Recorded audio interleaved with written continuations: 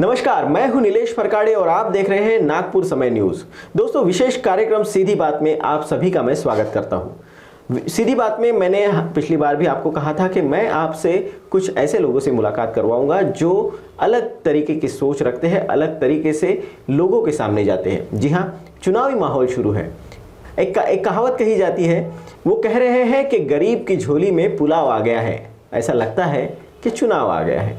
जब कभी चुनाव आता है तो निश्चित तौर पर हर कम्युनिटी के लोग और साथ ही साथ हर तबके के लोग कुछ अच्छा अपने लिए पाना चाहते हैं, कुछ अच्छा अपने लिए सोचना चाहते हैं और इसी कड़ी में वो जुड़ते हैं अब अपने मनपसंदीदा उम्मीदवार से जो कि उनके लिए कुछ अच्छा करना चाहता है।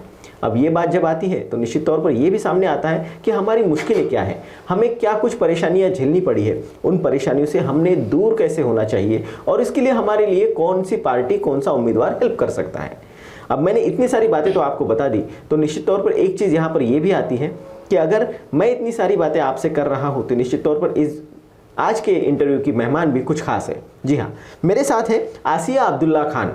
ये मैम सह प्रसिद्धि प्रमुख है भारतीय जनता पार्टी पूर्व नागपुर में। मैम, हमारे स्टूडियो में आपका स्वागत है। आप सभी को नमस्ते। मेरा किस्सा ऐसा है कि मुस्लिम होते हुए एक ऐसी पार्टी से जुड़ना जो हिंदुत्व का नगाड़ा बजाती है। जी हाँ, सोचने वाली बात है। और ये चीज़ें होकर भी ऐसा क्या इनको दिखाई दिया कि इसमें ये जुड़ गई। मैम, सबसे पहला सवाल, सिचुएशन यही है कि भारतीय जनता पार्टी से जुड़ने का ख्याल आपको कैसे आया, कैसे क्या जुड़ गई आप इसमें, क्या मुख्य मुद्दे थे इसके पीछे? मुझे पॉलिटिक्स में कोई इंटरेस्ट नहीं था। मैं अपना कॉलेज ग्रेजुएशन की पढ़ाई कर रही थी। 22 अगस्त 2017, मुझे डेट भी अच्छे से याद है, एक हिस्टोरिक डिसीजन लिया गया बीजेपी के थ्रू ट्रिपल तलाक, इंस्टेंट ट्रिपल तलाक को बैन करने का। बस इसी से मैं इम्प्रेस होने के बाद में मुझे पॉलिटिक्स में इंटरेस्ट आया। फिर मैं पॉलिटिक्स को जानने के लिए मतलब रिसर्च करती थी, मैंने देखी, जिसमें मुझे ये पता चला कि बहुत सी मतलब हमारी जो कम्युनिटी है, मैं जिस कम्युनिटी को बिलोंग करती हूँ, मुस्लिम कम्युनिटी, वो बैकवर्ड इसलिए भी है क्योंकि सियासी तौर पे उनके लिए कुछ मतलब उनको बहकाया गया, उनका ब्रेन वॉश हमेशा किया गया।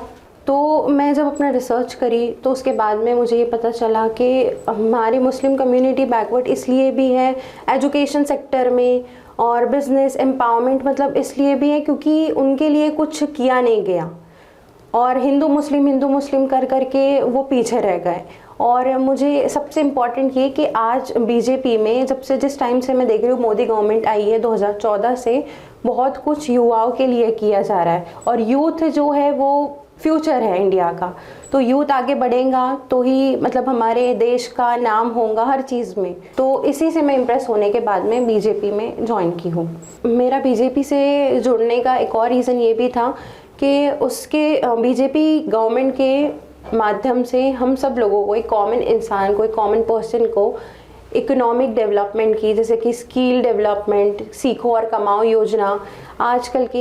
आजकल की महिलाएं हैं जो कुछ सीखती है, कोई स्किल सीखती है और फिर उसके बाद में वो कमाती है ताकि वो अपने घर से बैठ करके कुछ कमा सके। हमारा एक डेवलपमेंट हो रहा है, इकोनॉमिकली भी हमारा डेवलपमेंट हो रहा है। और जैसा कि उनका संकल्प है कि 2029 तक के हमारी जो इकोनॉमिक जीडीपी है वो नंबर 3 पे होंगी। तो मुझे पूरी उम्मीद है कि हम ज़रूर नंबर 3 पे पहुँचेंगे। बिल्कुल, अगर ऐसे ही हमारा साथ अगर बीजेपी को मिलता रहा तो बीजेपी हमें ज़रूर हमको नंबर 3 पे जीडीपी पे मोदी जी पहुंचा के रहेंगे। नहीं, बिल्कुल, बात तो आपने सही कही कि निश्चित तौर पर आपने जिस तरह से बीजेपी से जुड़ने का किस्सा बताया, जहाँ तक मेरी जानकारी है, कई मुस्लिम महिलाओं को ट्रिपल तलाक की जो हटाने की वजह से जो परेशानियाँ उनको हो रही थी, उनकी ज़िंदगी सिर्फ 3 वर्ड से बदल जाया करती थी और उसका कोई सरोकार किसी को नहीं था, कोई उसके बारे में ज़्यादा सोचना नहीं चाहता था, ज़्यादा बोलना नहीं चाहता था। मगर ये जो घटना घटी थी और उसके बाद में जो एटमॉस्फेयर बदला है मुस्लिम कम्युनिटी में,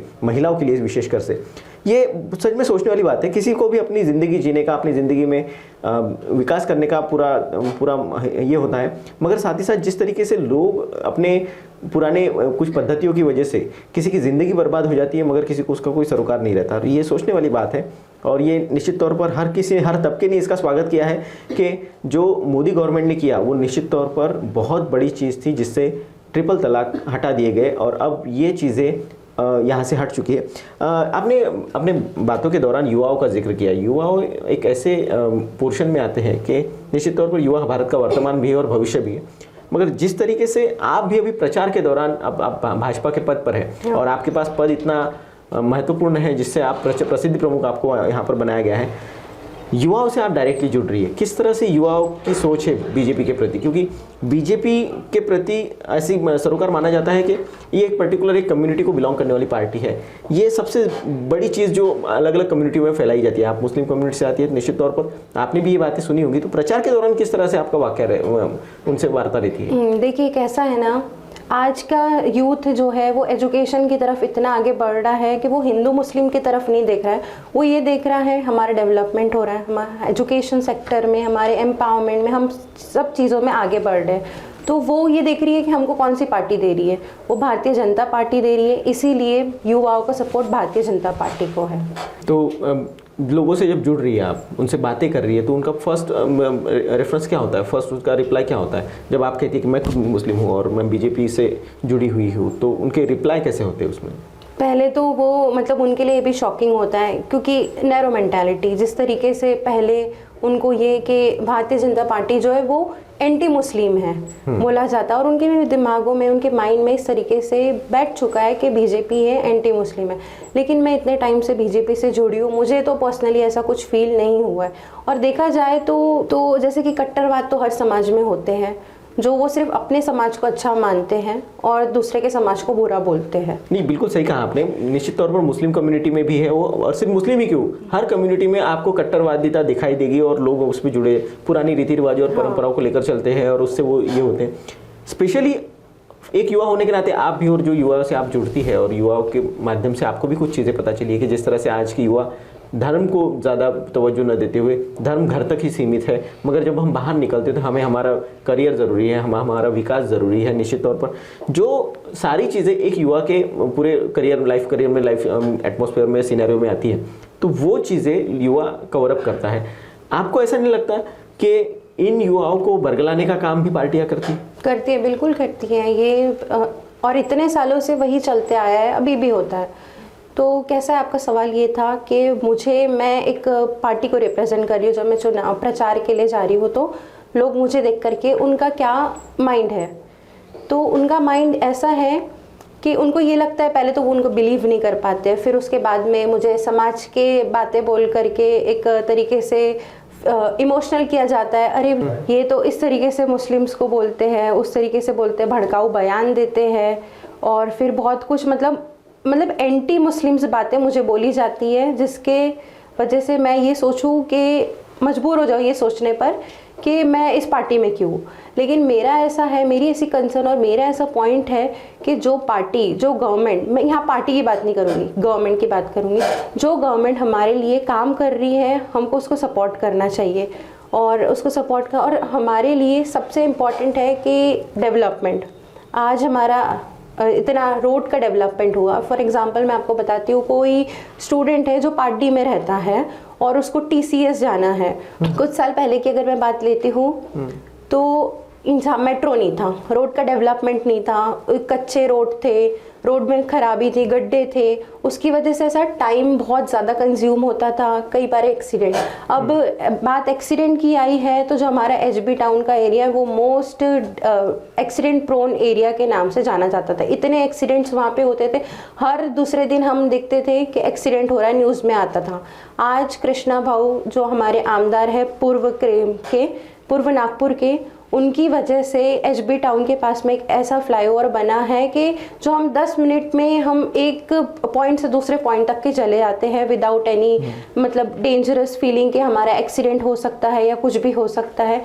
और वैसे मेट्रो की बात मैं कर रही थी कि कोई अगर पार्टी में स्टूडेंट रह रहा है और उसको TCS जाना है तो वो अपने आधा घंटे में पहुंच सकता है, और उसको कोई चीज़ का टेंशन नहीं कि रोड में क्या होगा, ट्रैफिक का नहीं, किसी चीज़ का नहीं। तो ये डेवलपमेंट किस पार्टी के थ्रू, किस गवर्नमेंट के थ्रू है? BJP गवर्नमेंट के थ्रू हुआ है। तो इसी से इंस्पायर होकर के आज मैं बीजेपी में हूँ और मैं यही समझाने की कोशिश करती हूँ जहाँ मैं प्रचार के दौरान जाती हूँ तो लोगों को कि वो हिंदू मुस्लिम मुद्दों को ना देखें, वो देखिए डेवलपमेंट हो रही है। हमारा जो पेट भरता है ना वो हमारे काम से भरता है, पैसे से भरता है, हिंदू मुस्लिम मुद्दे से नहीं भरता है। सही बात है, ये निश्चित तौर पर ये आपने बात बिल्कुल सही कही। और जहाँ तक मेट्रो का सवाल है तो ये बात तो हमें भी माननी पड़ेगी कि मेट्रो की कंडीशन ऐसी है कि आज हम यहाँ से मियान तक जाने की बात अगर करें तो आराम से मस्त एसी का हवा लेते हुए हम जा सकते थे। ये वो चीज़ है, मैं भी उसी एरिया से आता हूँ, मैं भी पार्टी में रहता हूँ, तो निश्चित तौर पर जो प्रोसेस हम फॉलो करते थे पार्टी से बरड़ी जाने के लिए तो वो इतना हेक्टिक होता था और धूल धड़के की वजह से और भी परेशानी होती थी। लेकिन thanks to metro, thanks to Indian government कि जो उन्होंने मेट्रो नागपुर में लाया और नागपुर की वजह से ये सारी चीज़ें हुई है। मैम, इस बार के चुनाव में सबसे ज़रूरी और महत्वपूर्ण मुद्दा जो उठा है वो विपक्ष के लिए भी था और निश्चित तौर पर पार्टी के लिए भी था, भारतीय जनता पार्टी के लिए और महायुति के लिए भी था और महाविकास आघाड़ी के लिए भी था। वो मुद्दा था लाड़की बहन योजना। एक तरफ शुरुआत हुई जब बीजेपी ने लाड़की बहन योजना लाई महाराष्ट्र गवर्नमेंट ने, तो यहाँ पर उसका सबसे पुरजोर विरोध किया विरोधियों ने। जब उन्होंने देखा कि विरोध पूरी तरह से हो नहीं पा रहा है तो ठीक है भाई, हम उससे भी ज़्यादा देंगे। फिर किसी ने कहा कि 1500 रुपये में क्या होता है, आप भी एक महिला है, आप भी उसका हेल्प ले रही होंगी, अगर आप ले रही है या फिर आप उन लोगों के संपर्क में है तो मुझे बताइए कि क्या 1500 रुपये इतनी कम रकम है या इतनी ज़्यादा रकम है जिसकी वजह से इतना बड़ा तवज्जो हो रहा है, जिससे कहा जा रहा है कि वोट खरीदे जा रहे हैं 1500 रुपये में? क्या कहेंगे? मेरा सवाल उन विरोधियों से है, आप ये सवाल ये जो आप बीजेपी से या महायुति गवर्नमेंट से बोल रही है कि 1500 में क्या होता है, आप यही सेम सवाल अपने एक छोटे से कार्यकर्ता, अपने पार्टी के कार्यकर्ता से पूछिए कि 1500 में क्या नहीं होता है।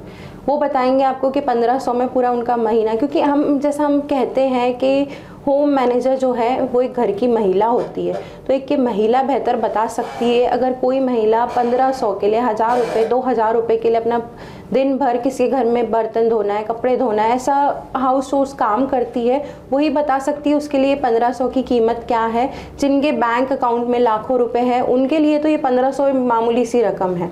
और हाँ, जैसा कि आपने कहा कि अभी ये विरोधी गवर्नमेंट जैसे कि महाविकास आघाड़ी कह रही है कि हम 3000 रुपये देंगे, तो अगर उनको वाकई में अगर उनको 3000 रुपये देना होता तो पहले तो वो विरोध नहीं करते।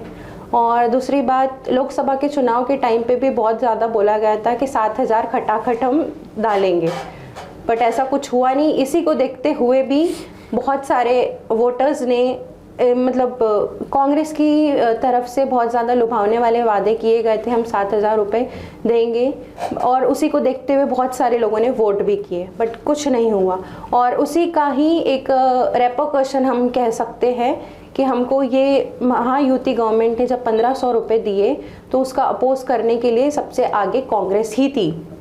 जी, ये बात तो सही है। निश्चित तौर पर जाहिर सी बात है, गवर्नमेंट किसी की भी आए, एक पत्रकार के तौर पर मैं तो यही कहूँगा कि गवर्नमेंट भलाई किसी की भी आए, मगर अगर जनता को उसका फायदा हो रहा है तो निश्चित तौर पर होना चाहिए। 3000 क्या, 2100 क्या और क्या 1500, जो भी आता है कम से कम आ तो रहा है, ये सबसे बड़ी चीज़ हो रही है। और चुनाव का माहौल है, आप एक पार्टी की कार्यकर्ता हैं और आप पार्टी के लिए प्रचार का काम भी कर रहे हैं। मैं आपसे सीधा सवाल पूछ रहा हूँ, do you think Krishna Khopade is a effective leader for Muslims as well as other communities? हाँ, मुझे बिल्कुल लगता है कि कृष्णा खोपड़े जी इफ़ेक्टिव लीडर है हर कम्युनिटी के लिए।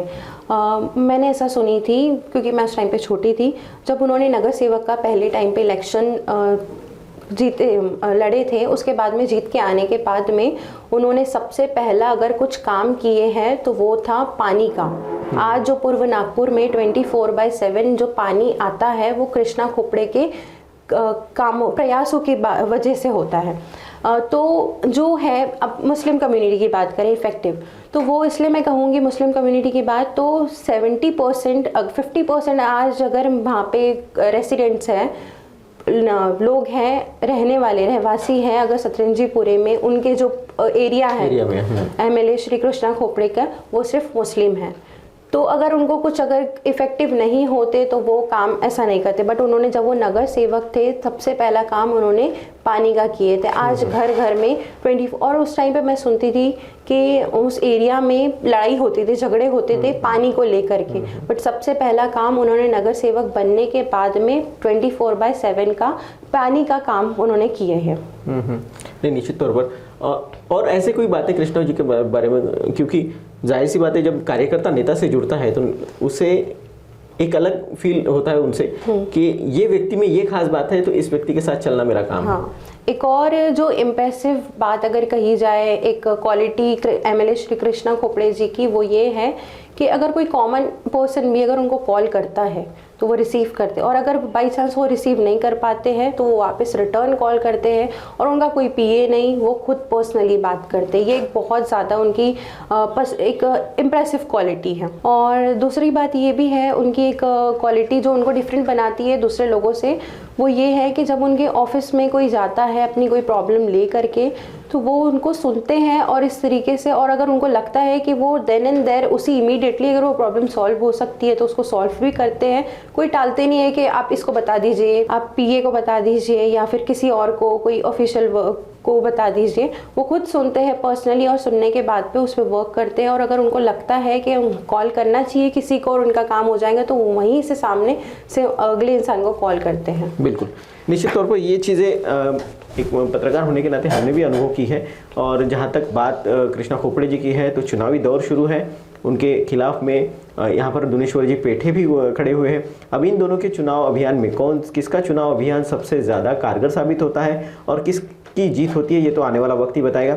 बहरहाल इस बात की खुशी है कि आसिया खान जैसी आज की युवा नेता समाज में आ रही है और निश्चित तौर पर समाज के विकास की बात कर रही है, ये बहुत बड़ी बात है। मैम, आप हमारे स्टूडियो में आए और हमसे बातचीत की, उसके लिए बहुत बहुत धन्यवाद। Thank you so much for inviting me. तो दोस्तों, सबसे ज़रूरी चीज़ और सबसे अच्छी चीज़ ये है कि युवाओं के दिल में आज पॉलिटिक्स के प्रति, देश के प्रति, समाज के प्रति और सबसे ज़रूरी चीज़ अपने कम्युनिटी के प्रति कुछ आस्थाएं हैं, कुछ बातें हैं, कुछ अच्छी चीज़ें हैं जो वो लोगों के साथ शेयर करना चाहते हैं। साथ ही साथ वो अपने कामों के माध्यम से इन सारी चीज़ों को लोगों के सामने लाना चाहती है, और उसके लिए ये लोग सोच रहे, विचार कर रहे हैं, ये बहुत बड़ी बात है। क्योंकि युवा है तो निश्चित तौर पर हमारे समाज का भविष्य है, हमारे देश का भविष्य है।